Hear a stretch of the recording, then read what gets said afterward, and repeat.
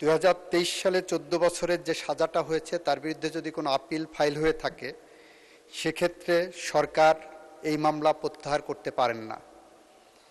আপিলে নিষ্পত্তি হতে হবে।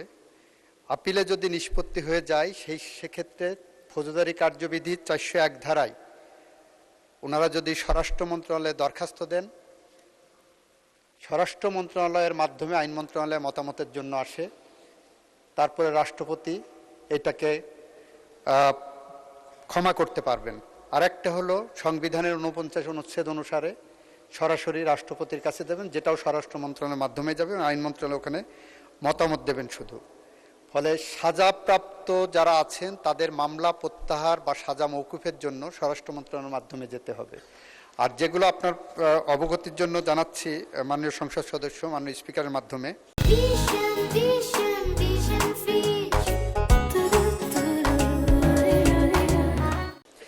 যে রাজনৈতিক মামলাগুলো এখনো প্রত্যাহার হয়নি, ইতিমধ্যে সেই মামলাগুলো প্রত্যাহারের জন্য জেলা প্রশাসকের নেতৃত্বে একটি কমিটি হয়েছে।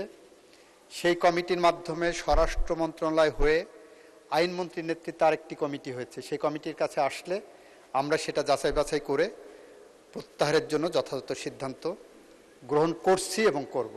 মাননীয় স্পিকার, আপনাকে ধন্যবাদ।